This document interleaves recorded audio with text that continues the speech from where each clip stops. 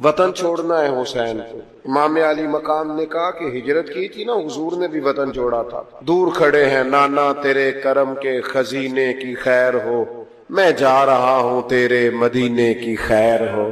پھر حسین ابن علی وہاں سے نکلے، بچے ساتھ. ڈٹنا پڑا، بھوک پیاس، بچوں کا ساتھ، پھر بچوں کی شہادتیں، یہ ساری چیزیں انسان کو کمزور کر دیتی ہیں نا. لیکن جس کی شان بڑی ہوتی ہے اس کی آزمائش بھی بڑی ہوتی ہے.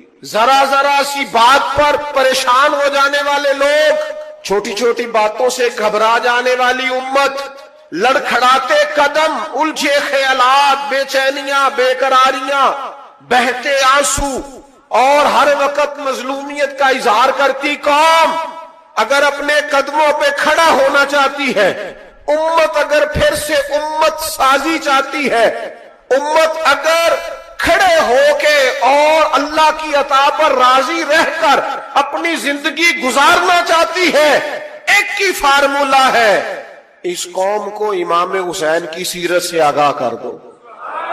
اس امت کو نبی پاک کے شانوں والے نواسے کی عظمتیں بتا دو. یہ جو لوگ سہمے سہمے، ڈرے ڈرے سے، پریشان سے، کمزور سے، غریبی کی بات کرتے، دیہاتی ہونے کی بات کرتے، سہمی سہمی باتیں کرتے، انہیں کہو ڈرو نا. وہ دیکھو پردیس میں حسین ابن علی تھوڑی دیر پہلے حضرت علی اکبر کی لاش مبارک اٹھا کے لائے ہیں اور لا کر کے خیمے میں رکھی ہے، لیکن انہیں پتا ہے کل بھی تو جانا ہے نا. انہیں پتا ہے نا کتنے کو سال جینا ہے، بالآخر جانا تو ہے نا. جس دھج سے کوئی مقتل میں گیا وہ شان سلامت رہتی ہے. اس جان کی کوئی بات نہیں، یہ جان تو آنی جانی ہے. موت بستر پہ بھی آ جایا کرتی ہے، لیکن جو میدانوں میں ڈٹ کے رہتے ہیں ان کو تاریخ ذرا زندہ رکھا کرتی ہے. کمزور زندگی نہ گزارو، ڈری ہوئی زندگی نہ گزارو، اور یہ کبھی نہ کہو ہائے حسین. ہم ہائے حسین والے نہیں، ہم واہ حسین والے ہیں. ہمارے بزرگوں نے ہمیں یہ سبق دیا ہے، ہم نے کہنا ہے واہ حسین. کیا کمال کر دی امام علی مقام نے، واہ حسین آپ کی عظمت پہ قربان. اتنے سارے دکھوں کے باوجود جب شانوں والے نانا کا شانوں والا پوتا، عظمتوں والی ماں کا عظمتوں والا بیٹا، جرت مند باپ کا بیٹا میدان میں نکلنے لگا ہے تو ڈرا ڈرا، سہما سہما، رو کے، دلاسے دے کے، آنسو پوچھ کے نہیں، بلکہ امام حسین نے ڈٹ کے کھڑے ہو کے وہ امامہ سر پہ باندھا جو محمد عربی نے عطا فرمایا تھا، وہ جوبہ پہنا جو نانا نے دیا تھا، وہ تلوار پکڑی جو شیر خدا مولا علی پکڑتے تھے. اور حسین میتوں کے باوجود میدان میں آئے، فرمایا سامنے کھڑے ہو جاؤ، تمہیں خطبہ دینا ہے. اس لیے کہ محمد عربی کا طریقہ ہے جمعے والے دن خطبہ دیا جاتا ہے. پورے وثوق سے اتمام حجت کیا.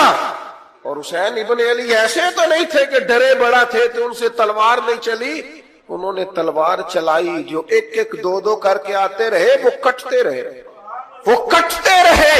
پھر آواز ایک گونجی پیچھے سے، وہ اکیلے اکیلے کیوں جاتے ہو؟ تمہیں پتہ ہے علی کا بیٹا ہے.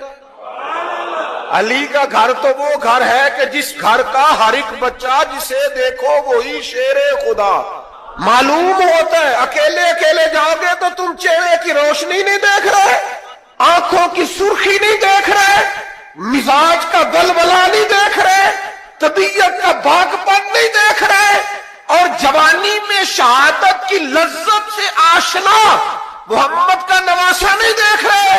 ذرا مل کے جاؤ. ہاں ہاں حسین ابن علی شہید ہوئے ہیں پر شان و شوکت کے ساتھ. ہاں ہاں حسین ابن علی دنیا سے تشریف لے گئے ہیں پر عزت، وقار اور عظمت کے ساتھ. ہاں حسین ابن علی کا سر کٹا ہے، مخالف نے تو اپنی طرف سے نیزے کی نوک پہ چڑھایا تھا، پر حسین کا سر بول بول کے کہہ رہا تھا دیکھ لو میں کٹ بھی گیا ہوں پھر بھی سب سے اونچا ہوں. وہ دیکھو میں سب سے اونچا ہوں، سب سے اونچا ہوں میں. اے حسین ابن علی، نازش आले नबी तुम पर सलाम, ए हुसैन इब्ने अली तुम पर सलाम, नाज़िशे आले नबी तुम पर सलाम। किसी ने एक बात की थी, उसने हद कर दी। उसने कहा मुर्रिख तू कितना को लिखेगा, खतीब तू कितना को वाज करेगा, ओ मुसन्निफ तू हुसैन इब्ने अली की शान में कहां तक बात करेगा। तू मेरे इमाम का बाकपन, उनकी जुर्रत, उनकी ताकत, उनकी हिम्मत, उनका कमाल, उनका सबर, उनकी इस्तकामत, उनका हौसला, उनकी जवामर्दी, उनकी हिम्मत कितनी को बयान करेगा। तू रहने दे। उसने कहा फिर क्यों रहने दूं। कहने लगे हुसैन इब्ने अली की शान रिफत कोई क्या जाने, ये हसन जाने। एथे जा नहीं हो। इमाम का तज़किरा बंदे को जवान करता है, बाहिम्मत करता है, जीने का हौसला देता है, मैदानों में खड़ा करता है। वही है तेरे जमाने का इमाम बरहक, जो तुझे हाजिर व मौजूद से बेजार करे और मौत की शक्ल में दिखला के तुझे जलवा यार जिंदगी तेरे लिए और भी दुश्वार करे। और पलटना, झपटना, झपट कर पलटना, ये लहू गर्म रखने का है एक बहाना। लिहाजा ताकतवर बनो, बाहिम्मत बनो, करबला के वाक़े से ताकत हासिल करो। फिर कहता हूं हम हाय हुसैन वाले नहीं, हम तो वाह हुसैन वाले हैं। हुसैन इब्ने अली की शान रिफत कोई क्या जाने, ये हसन जाने, ये अली जाने, ये नबी जाने या खुदा जाने। हमारी ताकत नहीं है कि हम इमाम अली मकाम की अजमत को बयान कर सकें। बस चुप कर मेरे अली। इमाम अली मकाम रज़ी अल्लाह तआला अन्हु की फिक्र को समझ जाओ। जब वो मुस्तफा करीम के कंधों पे थे फिर भी अल्हम्दुलिल्लाह, और जब उनका सर नेज़े की नोक पे था फिर भी अल्हम्दुलिल्लाह। किसी मकाम पर, किसी जगह भी हुसैन अली शिकते नजर। सैयदना इमाम अली मकाम हर मकाम पे कहते हैं अल्हम्दुलिल्लाह, अल्हम्दुलिल्लाह, अल्हम्दुलिल्लाह। जब तक वो मस्जिद नबवी के मिंबर पर जलवा फिराज थे और जब तक जमाना हाथ बांधे उनके सामने खड़ा था फिर भी अल्हम्दुलिल्लाह। और जब उनके बच्चों के हाथों में जालिमों ने जंजीरें डाल दी तो फिर भी अल्हम्दुलिल्लाह। जब तक सूरज चांद भी सैयदा ज़ैनब के घर के करीब से गुजरते थे तो जरा थोड़ी नजर हटा के गुजरते थे, मालिक फिर भी अल्हम्दुलिल्लाह। और जब शाम के बाजार में परदेसी बहन अपने भाई का कटा हुआ सर लेके सफर कर रही थी तो फिर भी अल्हम्दुलिल्लाह। मारो मारो ना मैनू मार मुकाओ, मैं कोई उज़र ना पेश ले आवा ते जे सोना ही मेरे दुख विच राजी, जे सोना ही मेरे दुख विच राजी ते फिर सुख नू चुल्ले डावा। ये अल्हम्दुलिल्लाह का मिजाज लाओ।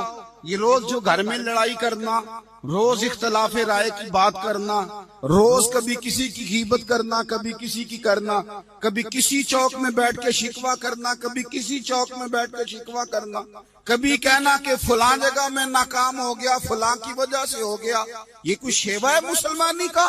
मुसलमान हर हाल में अल्लाह की तस्बीह पढ़ता है, मुसलमान हर हाल में अपने रब को याद करता है। वो कहता है बहार हो के खिजा ला इलाहा इल्लल्लाह, खुदी का सिर्र निहा ला इलाहा इल्लल्लाह, खुदी का तेग फुसा ला इलाहा इल्लल्लाह। और अगरचे बुत हैं जमात की आस्तीनों में, अगरचे बुत हैं जमात की आस्तीनों में, पर मेरी मजबूरी है ना, मुझे है हुक्म अज़ां ला इलाहा इल्लल्लाह। अपनी ड्यूटी करता है वो अपने काम लगा रहता है। आप कब पलट कर मेरे रसूल पाक सल्लल्लाहु ताला अलैहि वसल्लम की खूबसूरत जिंदगी को देखे ना, खूबसूरत जिंदगी को।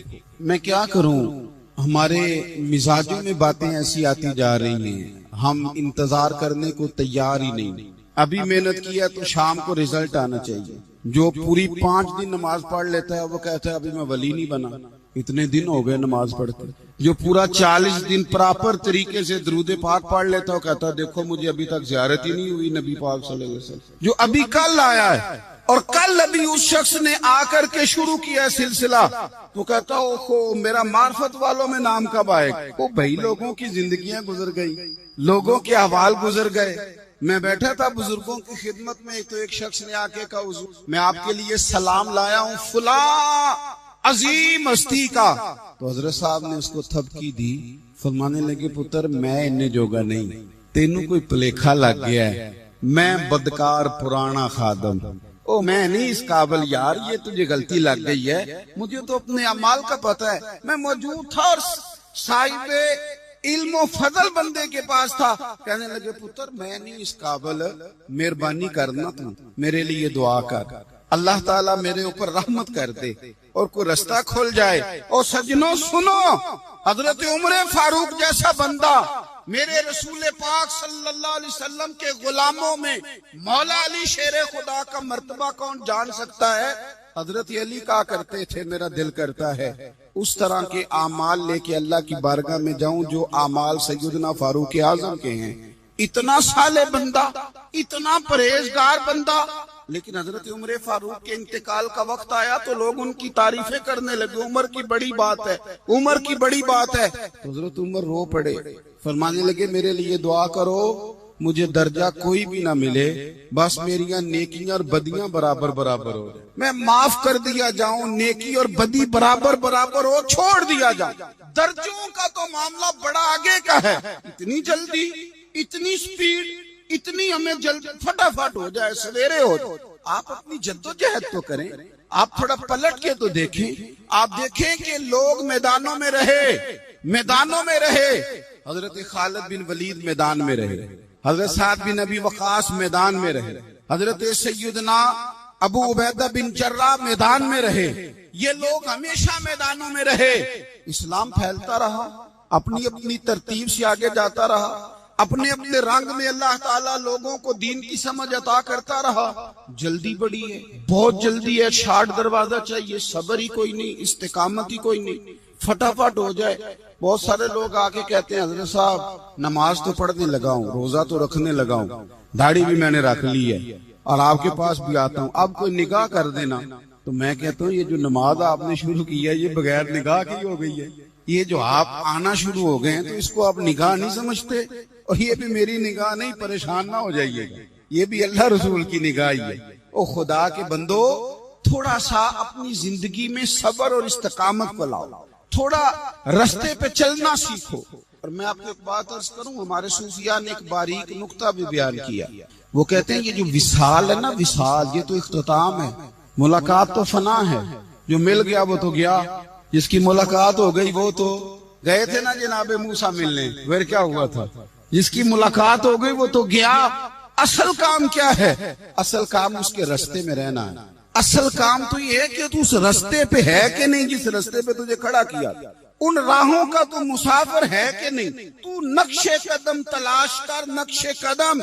ایک شاعر سیرت نگار بھی تھے، سمجھ لیں انہوں نے سیرت نگاروں کو بھی دیکھا، اشاعت کو بھی دیکھا، رسول اللہ کے غلاموں کو دین کی نوکری کرتے بھی دیکھا، 40 سال حدیثیں پڑھاتے بھی دیکھا، نبی پاک کے نام پہ گلی گلی نگر نگر جاتے آتے بھی دیکھا، حضور صلی اللہ علیہ وسلم کی باتیں کرتے دیکھا۔ تو کسی نے ان سے پوچھا حضور تک رسائی بھی ہوئی ہے؟ تو وہ سرکار کی بارگاہ میں مخاطب ہو کے کہنے لگے تیری معراج کہ تو جانے کہاں تک پہنچا، یا رسول اللہ معراج کی رات آپ کہاں تک گئے کوئی پتہ نہیں، کہنے لگے وہ تیری معراج کہ تو جانے کہاں تک پہنچا، اور میری معراج کہ میں تیرے خاک قدم تک پہنچا۔ میرے لیے تو اتنا کافی ہے کہ محبوب وہ جو تیرے قدموں سے کبھی گرد لگتی تھی مدینے کی، اگر میں وہاں تک چلا جاؤں تو میری تو معراج ہو گئی، میرا تو معاملہ حل ہو گیا، میں یہاں تک آ گیا تو ختم ہو گئی بات۔ تھوڑا سفر کر، ایک تو یہ دیکھیں آپ کہ آپ کتنے بھی بڑے ہیں، کتنے بھی عظیم ہیں، کتنے بھی لائق ہیں، کتنے بھی نیک ہیں، پھر بھی آزمائش زندگی کا حسن ہے۔ میں مسافر ہوں، کوئی زندگی کے 11-12 سال ہو گئے مجھے سڑکوں پہ وقت گزارتے، تو میں بہت سارے لوگوں سے میں نے بڑا کچھ سیکھا ہے، میری جو گاڑی چلانے والے لوگ ہیں ان سے بھی میں نے بڑا کچھ سیکھا ہے۔ ایک میرا دوست تھا تو میں نے اس سے کہا کہ میرا خیال ہے موٹر وے پہ آپ کو گاڑی چڑھا دی جائے تو آپ کے لیے آسان ہے. تو کہنے لگا پیر صاحب ہے موٹر وے اوکھی جے چلانی. میں نے کہا وہ کس طرح؟ وہ کہنے لگے کہ موٹر وے پہ نا گاڑی چونکہ نہ کوئی سپیڈ بریکر ہے، نہ موٹر وے پہ کوئی چنگچی والا آگے آتا ہے، نہ زیادہ رش ہوتا ہے، تو سیدھی سیدھی چلاتے رہتے ہیں تو نیند آنے لگ جاتی ہے. اگر بار بار آئے نا سپیڈ بریکر اور بار بار بریک لگے تو آنکھ ذرا کھلی رہتی ہے. تو مجھے مسئلہ سمجھ میں آ گیا.